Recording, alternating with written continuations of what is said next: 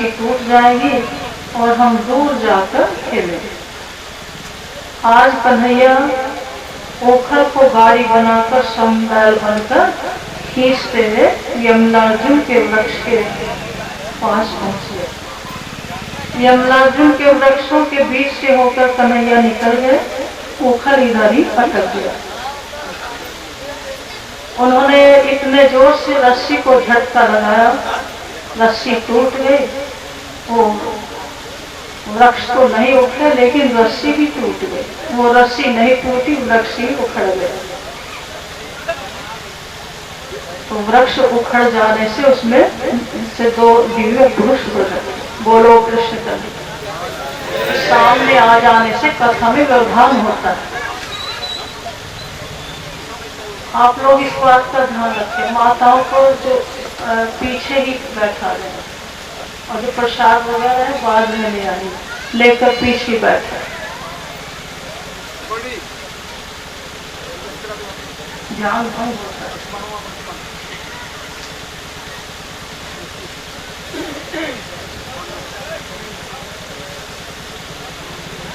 कन्हैया ने जैसे ही रस्सी को झटका लगाया, रस्सी नहीं टूटी लेकिन अर्जुन के दोनों वृक्ष उखड़ गए। उनमें से दो दिव्य पुरुष प्रकट हो गए। भगवान श्री कृष्ण का चरण स्पर्श करके उनकी स्तुति करते वो उत्तर दिशा की ओर चले गए।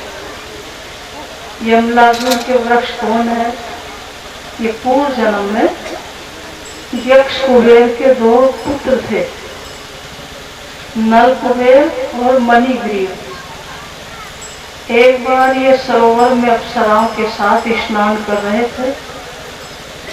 शराब के नशे में उन्मत्त होकर ये स्नान कर रहे थे। उधर से देवऋषि नारद जा रहे थे। उनको देखकर अप्सराओं ने तो अपने अपने वस्त्र पहन लिए, लेकिन ये दोनों निर्लज्ज की भांति उसी प्रकार स्नान करते रहे।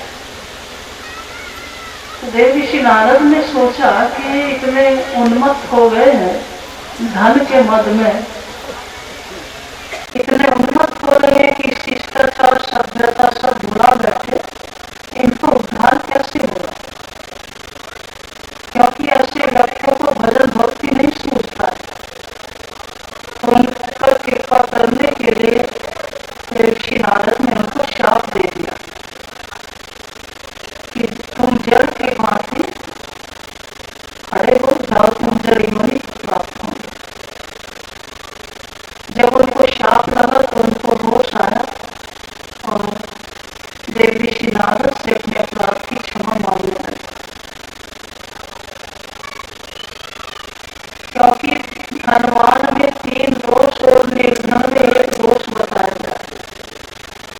धन के बढ़ जाने पर धनवान में पहला दोष ये हो जाता है कि वो उसका अहंकार बढ़ जाता है और अपने सामने वो किसी को कुछ समझता नहीं, बड़ों का भी अनादर कर देता है। परमात्मा भी उसकी दृष्टि में कुछ नहीं, भगवान का भी अनादर कर देता है, संत महात्माओं का अनादर करता है। लोक में और भी जो बड़े हैं प्रतिष्ठित, उनका कोई आदर नहीं करता। तो इतना उद्दंड हो जाता है धन के बढ़ने पर, दूसरों का अनादर करने लगता है, तिरस्कार करने लगता है, अपने सामने किसी को कुछ समझता नहीं। दूसरा दोष ये हो आता है, उसका खान पान बिगड़ जाता है, जुआ खेलने लगता है, मांस मदिरा का सेवन करने लगता है, चरित्रहीन भी हो जाता है, दूसरों को बुरी दृष्टि से देखने लगता है। तीसरा दोष ये बना रहता है कि उसको धन की लालसा बराबर बनी रहती है। इतना तो मेरे पास है, इससे ज्यादा धन मुझे और मिल जाए। निर्धन में 1 दोष बताया गया है। धन के भाव में ऊपर के 2 दोष उसमें नहीं पाए जाते।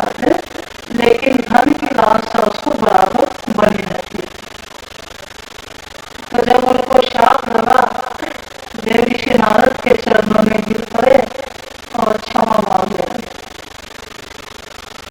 देवी श्री नारद बोले कि जाओ, वैवस्वत मनवंतर के 28वें द्वापर युग के अंत में जहाँ तुम दोनों वृक्ष योनि को प्राप्त होंगे वहाँ नंद बाबा का आनंद होगा और भगवान भूतल पर अवतरित होकर बाल लीलाएं करेंगे। बाल लीलाओं में जो भगवान स्पर्श तुमसे होगा तब तुम्हारा उद्धार होगा। तो आज भगवान श्री कृष्ण ने देव श्री नारद के शाप को पूरा किया। इस प्रकार यमराज का उद्धार हुआ। गोकुल में एक फल बेचने वाली रहती थी,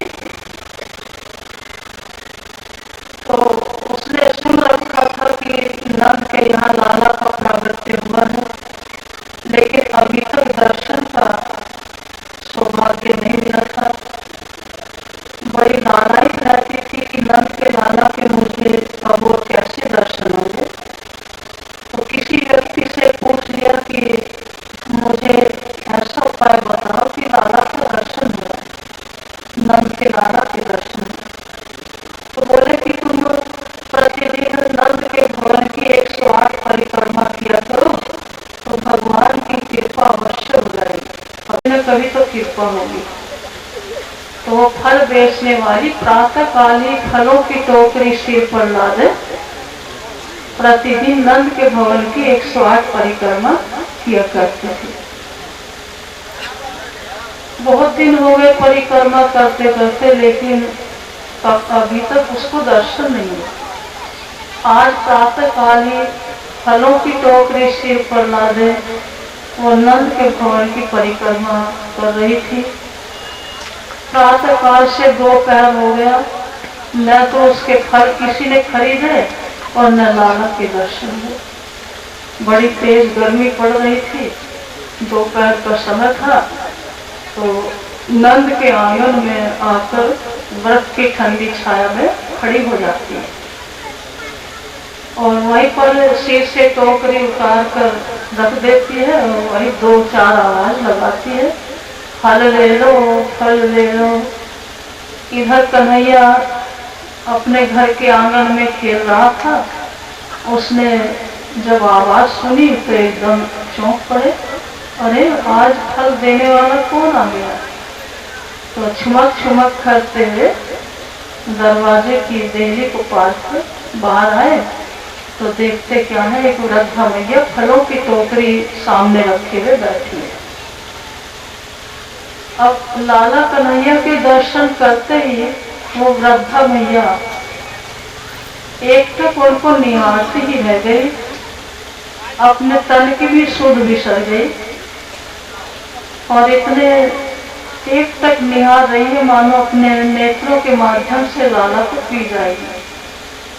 कन्हैया बोले कि मैया तुम क्या बेच रही हो। तो इतनी तन्मय है कन्हैया के दर्शन में, लाला की बात सुन ही नहीं रही। तो कन्हैया बहुत देर से खड़ा रहा, बात ही नहीं सुनती। कन्हैया ने योग माया शक्ति को आज्ञा दी। जब योग माया शक्ति के द्वारा मैया का ध्यान कन्हैया की तरफ, हाँ लाला क्या बोल रहे हो। मैया मैं कितनी देर से खड़ा हूँ, तुम मेरी बात ही नहीं सुन रही हो, ये क्या दे रही हो। कि लाला ये मैं फल बेच रही हूँ। अच्छा तो लाओ मुझे दे दो फल। तो मैया बोली ऐसे थोड़े ही मिलेंगे फल। तो कैसे मिलेंगे। वृद्धा मैया ने सोचा कि इसको फल दे दूंगी तुरंत चला जाएगा, दर्शन भी नहीं हो पाएगा। थोड़ी देर इसको बातों में लगा कर रखूंगी तो दर्शन का लाभ मिलेगा। तो बोली लाला फल ऐसे थोड़े मिलते हैं। तो कैसे मिलते हैं, पहले कीमत तो लाओ तब तो फल मिलेंगे। तो कन्हैया बोले कीमत क्या होती है। कि जिस वस्तु के बदले वस्तु दी जाती है उसको कीमत कहते हैं। कन्हैया बोले कि मैया हमारी मैया प्रतिदिन हमको माखन मिश्री खिलाती है, कभी हमसे कीमत नहीं लेती और आप कीमत मांग रही हो। लाला मैं क्या करूं, मेरी जीविका का साधन यही है, फल ही बेच कर के मैं अपना जीवन निर्वाह करती हूँ। अच्छा ठीक है, मैं ला रहा हूँ। तो नंद के आंगन में धान के स्तूप लगे हुए थे। कन्हैया एक अंजलि धान भरकर दरवाजे की देहली को पार करते बड़ी तीव्र गति से दौड़े, कहीं यशोदा मैया न देख ले, नहीं तो पकड़ लेगी। दौड़ते दौड़ते अंजलि ढीली हो गई, सारे धान बिखर गए, एक धान का दाना केवल अंजलि में रह गया। और हाँफते हुए लाकर वो धान का दाना वो उस वृद्धा मैया को देने लगे। लो मैया, ये है कीमत, लाओ मुझे फल दे। तो वृद्धा मैया बोली, लाला ये क्या लाए हो, एक धान का दाना है, ये भी कोई कीमत है, जाओ और लाओ। कन्हैया बोले कि मैया अब मैं जाऊंगा तो मेरी मैया मुझे पकड़ लेगी, ऐसा करो आज तो मुझे फल दे दो और कीमत बाद में ले लेना। अच्छा ठीक है, काहे में दोगे फल, कि मेरी अंजलि में ही रख दो। मैया बोले कि लाला तुम्हारी छोटी सी अंजलि है, एक अमरूद डालेंगे अंजलि भर जाएगी, बताओ कहाँ तुम रखोगे फल। बोले कि मैया जितने भी फल मेरी अंजलि में आए किसी को भर दो। और वृद्धा मैया लाला की छोटी सी अंजलि में फल टोकरी के डालती रही और वो धीरे धीरे देखते देखते सारी टोकरी के फल लाला की छोटी सी अंजलि में समा गए। और कन्हैया उन फलों को लेकर अपनी मैया के पास आया, बोला कि लो मैया इन फलों को सबको वितरण कर देना। यशोदा मैया फल बांटती रह गई, बांटते बांटते भी वो फल समाप्त नहीं हो रहे। यशोदा बोली, लाला इतने फल देने वाला कौन आ गया है, अब ये फल क्या है। धान का एक दाना लेकर वो वृद्धा मैया टोकरी में रखकर सिर पर उठाकर के अपने घर की ओर चल पड़ी। और जैसे ही सिर से टोकरी नीचे उतारी तो हीरे रत्नों से भरी हुई टोकरी, रत्नों से भरी हुई टोकरी। ये फल क्या है, ये कर्मों का फल है। मनुष्य जन्म जन्मांतर के अपने कर्मों का फल सिर पर लादे फिरता है और इन कर्मों के फल को भगवान कृष्ण के अर्पण कर दे तो उसकी जीवन रूपी टोकरी को सुख सुविधा रूपी रत्नों से भर देते। मनुष्य अपने कर्मों का फल लादे फिरता है, इसीलिए दुख और दरिद्रता भोग रहा है। और कर्म का फल भगवान को अर्पण कर दे तो अपना जीवन सुखी हो जाए, दुख दरिद्रता हमेशा के लिए समाप्त हो जाए। भगवान कृष्ण की शरण में जाकर के ही दुख दरिद्रता समाप्त हो सकती है, दूसरा कोई उपाय नहीं। इसीलिए भगवान कृष्ण ने कहा भी है, कर्मण्यवादी कारस्ते माँ फलेषु कदाचन, कर्म करो, कर्म के फल की इच्छा न करो, वो कर्म का फल मेरे अर्पण कर दो और मैं जैसा चाहूंगा उचित फल दूंगा। इस तरह से भगवान कृष्ण ने फल विक्रयणी पर कृपा की। अब इधर गोकुल में कंस की ओर से तरह तरह के अनिष्ट हो रहे थे। बड़े बड़े गोपों ने मिलकर सभा लगाई और ये प्रस्ताव रखा कि जब से कृष्ण बलराम गोकुल में आए हैं तब से यहाँ तरह तरह के उपद्रव होते रहते हैं और कितनी बार ये दोनों बच्चे काल के मुख से बचे हैं। बड़े बड़े असुर यहाँ आते ही रहते हैं इनको मारने के लिए, तो बालकों के लिए ये स्थान उचित नहीं पड़ रहा है। इसलिए गोकुल को छोड़कर हम सबको अन्यत्र चले जाना चाहिए। तो उपनंद के परामर्श से सभी गोकुलवासी गोकुल को छोड़कर ब्रज में आकर रहने लगे थे। नंदगांव, बरसाना आदि ये ब्रजमंडल में अपना आवास स्थान नियुक्त किए। तो यहाँ आकर कन्हैया एक दिन अपनी मैया से बोले कि मैया अब हम बड़े हो गए हैं, बछड़े चराने के लिए जाया करेंगे। यशोदा बोली लाला बछड़े चराने मत जाओ। कि नहीं मैया मैं तो बछड़े चराने अवश्य जाया करूंगा। लाला जब आग्रह करने लगा तो यशोदा ने ग्वाल वालों को एकत्रित किया और बलराम से भी कहा कि देखो कन्हैया बछड़े चराने के लिए जाया करेगा और तुम सब साथ जाया करना, और आसपास ही बछड़े चराकर शीघ्र ही घर लौट आया करना। तो आज कन्हैया वत्सपाल हुए। एक दिन ग्वाल वालों के साथ बछड़े चराने के लिए वन में गए तो वहां कंस का भेजा हुआ असुर बछड़े का रूप धारण करके अन्य बछड़ों में आकर मिल गए। अब उस नए बछड़े की इतनी दुर्गंध आ रही थी कि बछड़ों को सहन नहीं हुई। उसको देख करके दूर दूर भागने लगे। बलराम ने सोचा ये बछड़े क्यों भाग रहे हैं, लेकिन भगवान कृष्ण समझ गए कि ये वत्सासुर है, मुझे मारने की इच्छा से आया। तो कन्हैया धीरे धीरे चलकर वत्सासुर के पास पहुंच जाते हैं।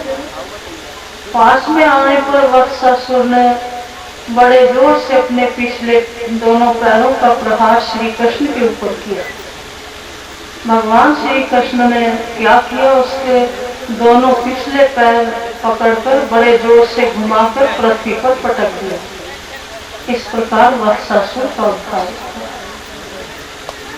एक दिन कन्हैया ग्वाल वालों के साथ बछड़े चराने के लिए वन में गए तो ये बकासुर अपनी बहन पूतना का बदला लेने के लिए कृष्ण को मारने की इच्छा से आया था और कंस का ही भेजा हुआ था।